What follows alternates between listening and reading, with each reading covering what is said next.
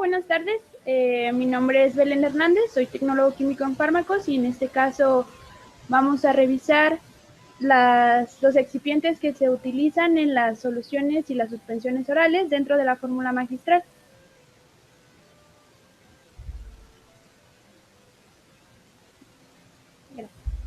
Tenemos entonces un concepto que analizar antes de empezar para reafirmar la estabilidad. La estabilidad de un medicamento es la capacidad que tiene de mantener sus propiedades físicas, químicas y microbiológicas durante un determinado tiempo, desde su preparación, su almacenamiento y su tiempo de vida. Esto nos garantiza que el medicamento en todo momento puede cumplir su función. Para que puedas formular, bueno, las ventajas de la formulación magistral oral son las siguientes, perdón. Posibilitan la adaptación posológica del medicamento a población pediátrica y geriátrica y también a personas que tienen problemas de deglución. Camuflajean las características organolépticas, tanto el olor, el sabor, el color, y atenúan algunos aspectos irritantes del principio activo sobre las mucosas y favorecen la disolución del medicamento. Pero aún así tenemos desventajas al formular suspensiones o soluciones. Una de ellas es que el volumen del principio activo sea mayor que la forma sólida.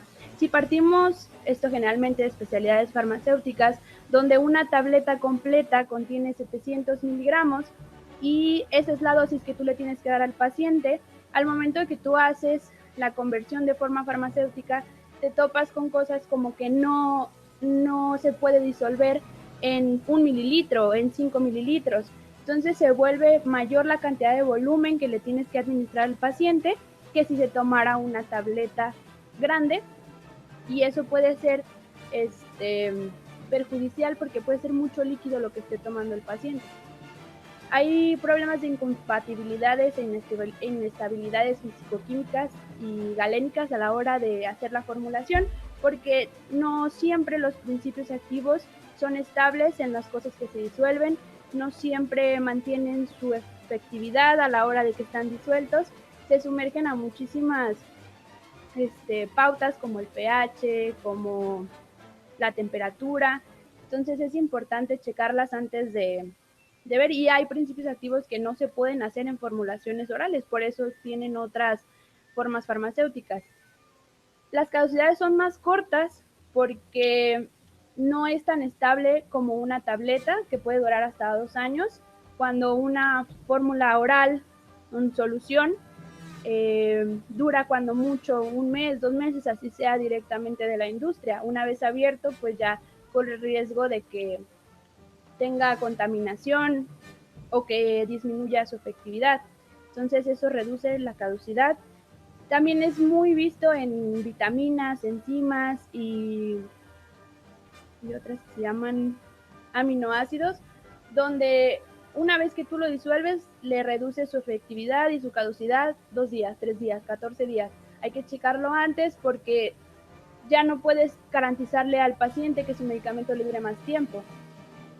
También tenemos la contaminación microbiológica. Hay soluciones en las que no se le ponen un conservador porque no es necesario. Sin embargo, el manejo que tú le des en la botica o en el lugar donde haces tu preparado no es el mismo que le va a dar el paciente. Entonces, está sujeto a los cambios de temperatura, al manejo, a la contaminación. Entonces, son propensos. Hay que cuidar también a una cápsula, a una tableta que no es tan fácil que se llene de bacterias. El sabor desagradable se aprecia más fácilmente. Los medicamentos no tienen un sabor agradable, ninguno de ellos. Y es muy común que a pesar de que tú le pongas algún edulcorante, algún saborizante, el medicamento de todas maneras tenga un sabor desagradable. Y nos podemos encontrar con, por ejemplo, un café, por más azúcar que tú le pongas, si el café está concentrado vas a ver amargo. Entonces nada más estás agregando azúcar a un sabor que no es tan agradable. Y no todos los principios activos se llevan con el azúcar.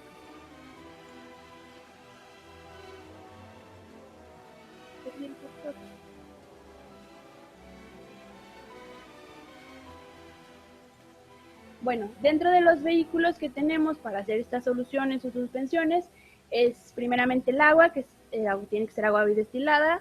A pesar de que el agua es el diluyente universal, no nos garantiza la estabilidad del medicamento y también es más propenso a que crezcan microorganismos en ellos. Son raras las formulaciones que se hacen solamente en agua, generalmente son las que son inmediatas, como las enzimas y las que mencionaba antes.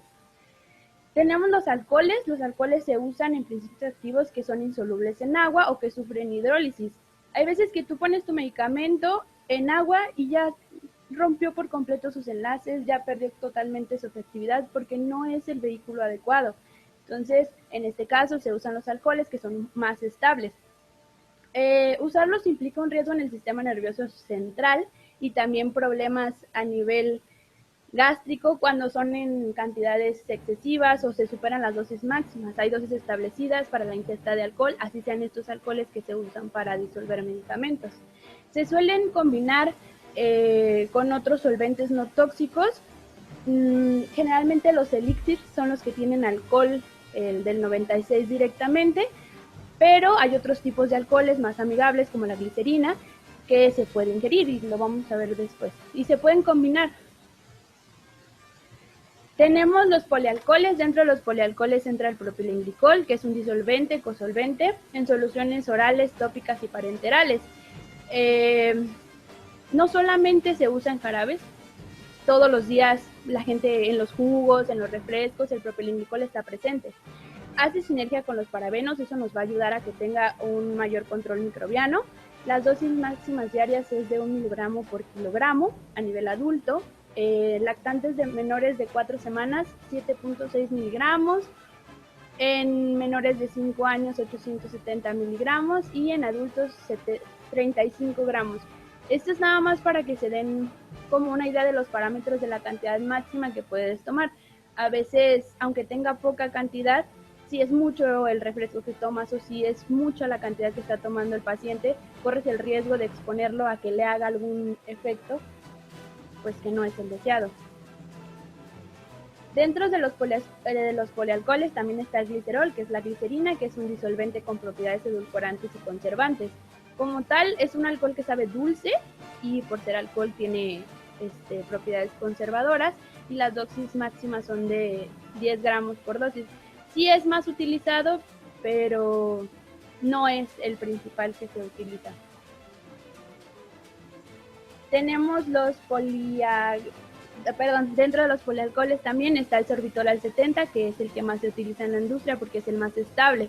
Sustituye a la sacarosa ya que es más dulce inclusive que el glicerol y pues puedes abrirlo a una población completa de pacientes diabéticos, a pacientes que acaban de nacer que no les puedes administrar azúcar. Lo único que sí es que causa diarrea osmótica, diarrea crónica en bebés. Entonces es importante cuidar la dosis porque mencionábamos que a veces el principio activo, el medicamento que tú estás cambiando de forma farmacéutica, no entra o no es estable en 1 mililitro o en 2. Entonces nos encontramos pacientes que toman 10 mililitros cada 8 horas. Entonces ahí es importante calcular la cantidad de sorbitol que está tomando el paciente para poder reformular y ajustarla y que no se esté corriendo el riesgo de que le vaya a dar diarrea y el paciente ni siquiera se da cuenta y piensa que el medicamento es lo que lo hace mal, cuando es el excipiente el que no es el adecuado y le está causando un daño. Tenemos los parámetros de 62 miligramos para niños menores de 2 años y hasta 18 gramos para niños adultos. Pero sí hay pacientes como con más grandes de PCI, por ejemplo, que toman mucho líquido y es importante checar la cantidad. Tenemos los polietilenglicoles. Estos no son alcoholes, son poliéster. Es poco usado en la industria. El que se usa para hacer jarabes es el PEC 400. De estos poliésteres hay desde los que son líquidos hasta los que son sólidos que forman gomas, hay unos con los que se hacen supositorios, entonces son poco usables, pero se usan como solventes, agentes suspensores y viscosantes. Y la dosis máxima son de 10 miligramos, de 800 miligramos por día. El jarabe simple no es un polietilenglicol, pero entra en el siguiente vehículo. Es una solución a base de sacarosa concentrada, es jarabe simple y la UCP lo describe como 850 gramos de sacarosa con 450 mililitros de agua. Sí es muy usado porque ayuda a disolver y a todos los principios activos que son hidrosolubles, pero es difícil de manejar, es difícil de conservar, pese a que su concentración de sacarosa es alta y evita la contaminación microbiana, pero no es tan estable y a la hora del manejo, volvemos a lo mismo, el paciente en su casa tiene otro tipo de manejo y a pesar de los cuidados no sabemos a qué temperaturas estén expuestas y el simple hecho de manejarlo es pegajoso, sabe muy dulce y no va a toda la población como lo es el sorbitol, porque sí es azúcar. pH de máxima estabilidad. Bueno, el vehículo que elijamos, cualquiera de los anteriores, debe de proporcionar un pH adecuado para que el principio activo se disuelva y sea estable. Y también hay que tener en cuenta la tolerancia fisiológica del preparado. El pH del estómago, de la cara, de la piel, de las manos es totalmente diferente y puede hacer un cambio muy significativo a la hora de que te lo pones. Si está demasiado ácido, no te lo vas a querer tomar. Entonces, en las suspensiones orales y las soluciones se puede utilizar ácido cítrico para disminuir el pH o hidróxido de sodio para aumentarlo. Una vez que tú tengas tu principio activo, tu medicamento que vas a hacer solución o suspensión, debes de checar en cuál es el pH óptimo para que ese medicamento tenga su función.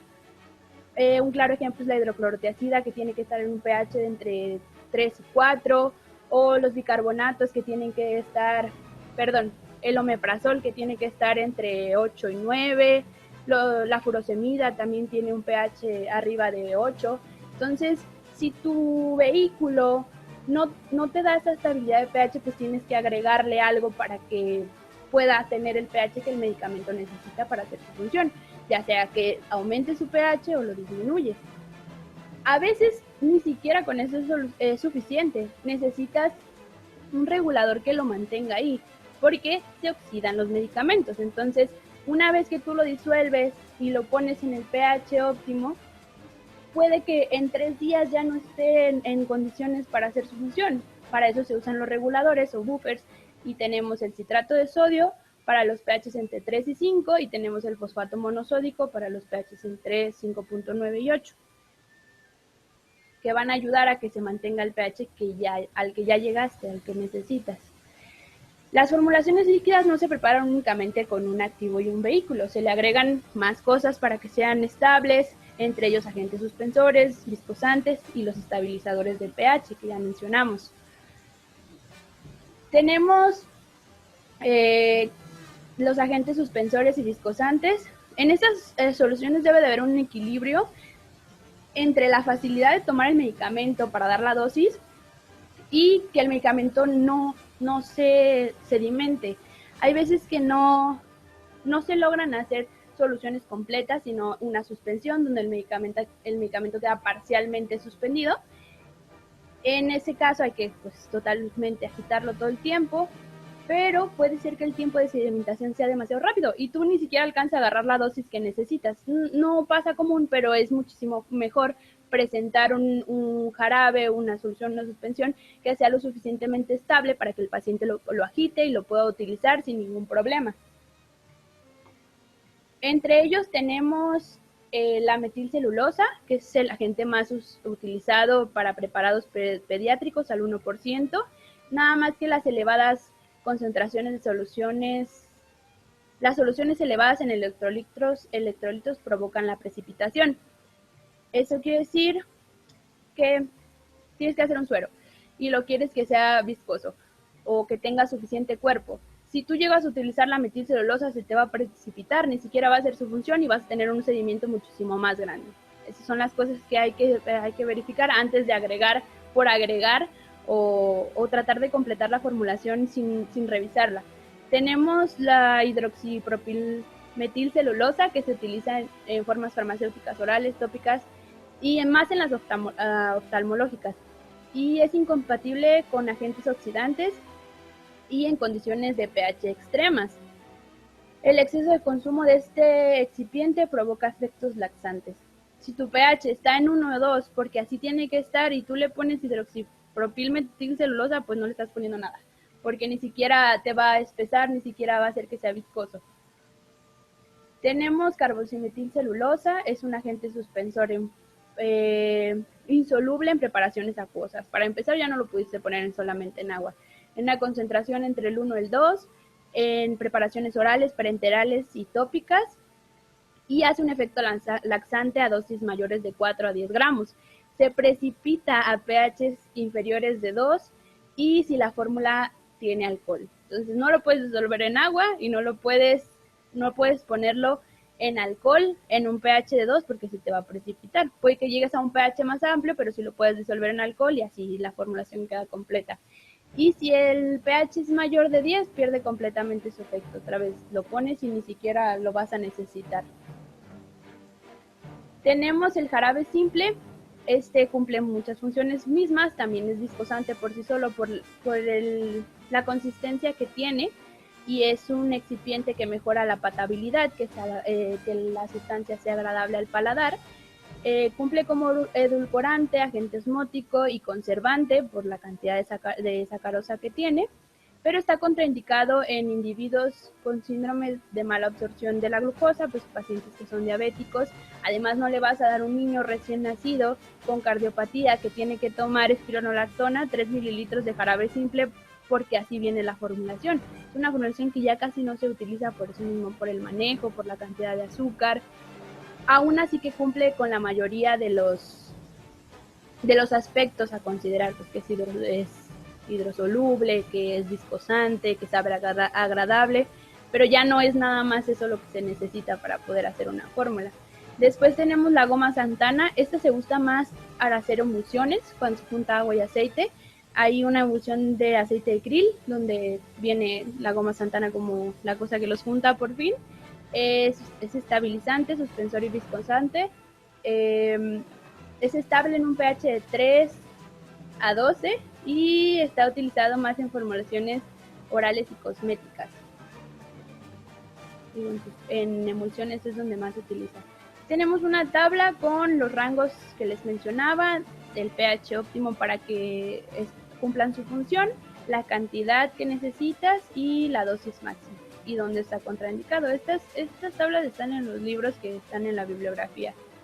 Después tenemos los conservantes. A pesar de que en la fórmula magistral no es tan usado o común que utilicemos un conservante porque son fórmulas de preparación que se hacen en el momento y que se espera máximo un mes que el paciente la tenga.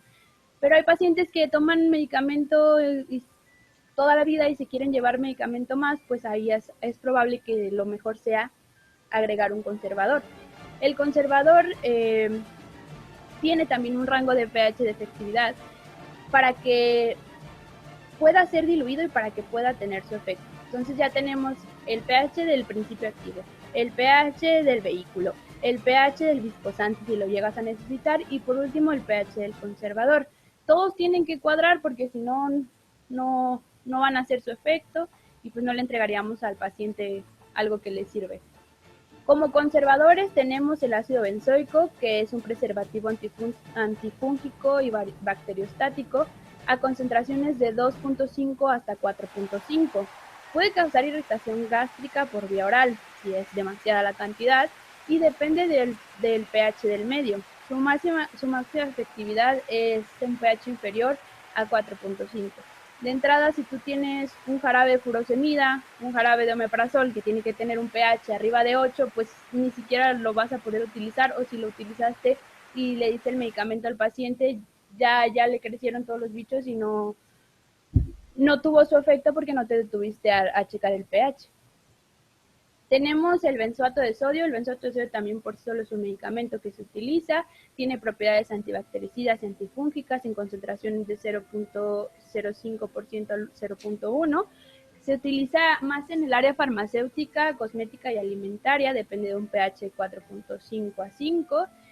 Y es un componente habitual en los preparados antitusivos, los que son para la tos, ya sea en las perlas que vemos o en los jarabes. Está contraindicado en niños prematuros, ya que presenta riesgos de acidosis metabólica y Kernicterus, que es alta bilirrubina en bebés, y a dosis mayores de 5 miligramos por kilogramo provoca ictericia en los bebés. Tenemos el metilparaben o nipagin con su nombre comercial y el propilparaben como nipazol con su nombre comercial. Los parabenos inhiben el crecimiento de los hongos, bacterias y levaduras en concentraciones del 0.1 al 0.2%. Son efectivos en un amplio rango de 4 a 8, por eso son los más utilizados. Y es una buena mezcla sinérgica cuando se utilizan los dos, generalmente en concentraciones 2 a 1 o 3 a 1. Y la dosis máxima es de 10 miligramos por kilogramo.